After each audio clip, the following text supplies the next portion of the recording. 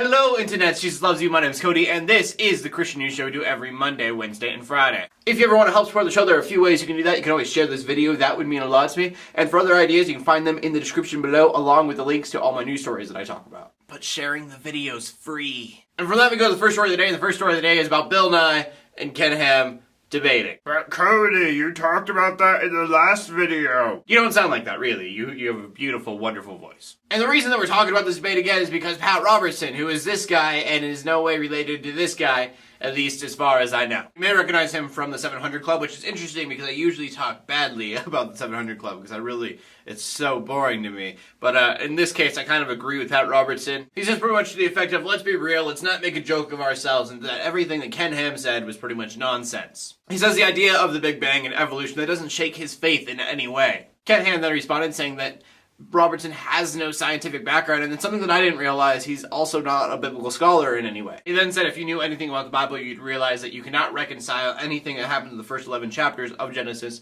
if you don't take it as historical fact. And as I said, I'm definitely siding a lot more with Pat Robertson on this whole thing, along with all the other Christians in the world that do not believe in a literal 6,000-year-old earth. Little known secret here, if you were to go and find any secular scientist out there and ask them why they chose that career, they're not going to say because they wanted to disprove Christians. Like, that is not their main goal in trying to better human life. And then for our next story, we need to talk about Justin Bieber again. And that is not my fault. That is because you guys will see that and click on it, and now I have to talk about it. But the reason we're talking about him is because it turns out last Saturday, he was looking for a private pool to be baptized at. Just with everything that was been going on lately, he was looking for some spiritual cleansing. People may or may not know this, but especially back when he was younger, he was very much into his Christian faith. And there have been a lot of people criticizing him, and I can't say that I am any different, saying that the whole idea of this baptism thing and the reason that it's in the media right now is just so everyone kind of looks at him and goes, see, he's still a good person. And so here's the thing, Justin Bieber, I genuinely hope that you are being authentic about this. You've looked back and you've seen all the trouble you've been in lately and go, you know,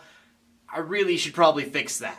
I genuinely hope you take your faith seriously and you go out and you change the world in such positive ways through your faith and do amazing things through God. But here's the thing, the entire world is watching you right now. So I say you look incredibly bored. Looking at all the things that you've done in the past while just shows me that you have a lot of money and you don't know what to do with it and you're bored. You just don't seem like you're getting any fulfillment in your life. So I say if you want to take your faith seriously, then do it. So here's my idea. You get with a bunch of Christian creators and you make a gospel album and it's more in-depth than Jesus, Jesus, Jesus, ooh. I know that song's a little old, but I haven't listened to your music lately. And then if you want to, take that album on tour or whatever. I don't know how all of that goes, if that's like a must. But then go on a mission trip. And I'm not saying you have to go to like Africa. If you want to go just to a poor part of your neighborhood, then do that. That would be fine. I think that would be much less of a culture shock for you. Or because you're bored and you want that culture shock, Brian had Welch went to India and then he found this really run-down village and he said, hey,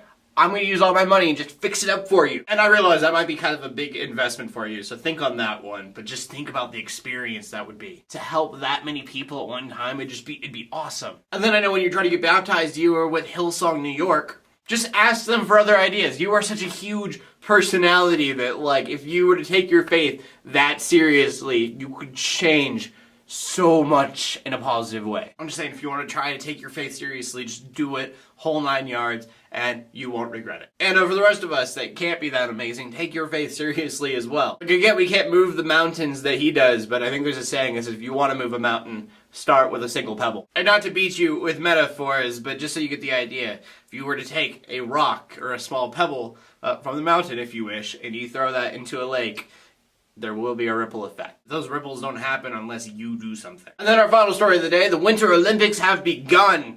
Yay! I don't watch the Winter Olympics that much, but I know it's a big deal to everyone else. And this is kind of weird because the first Christian news story I found out about the Olympics were that all Christian churches were setting up and getting ready for the Olympics to help people out. And it was really exciting because you had all these churches in Sochi that were getting ready to evangelize to all the people that would be visiting. But then today I found an article that said that Christians are being discouraged from trying to evangelize to the masses. I guess it's because with all the violence that's happened between like Muslims and Christians lately, Russia is scared that if you have a bunch of Christians trying to evangelize to a bunch of people, there might be some kind of violent protest. So I guess this is kind of a prayer request in two ways. One, prayers that the Christians in Russia can evangelize to the masses, and 2, that they can do so safely. Of course, I would love for people to hear the good news, but if people are getting hurt in the process, I never wish that upon anybody. And that brings us to the question of the day, and the question of the day today is, what is the last song on your musical player that was played? Mine is Annie Benio, You Can't Stop Me. I just thought we're talking about Justin Bieber, he's a musical artist, and there wasn't any other good questions out there, so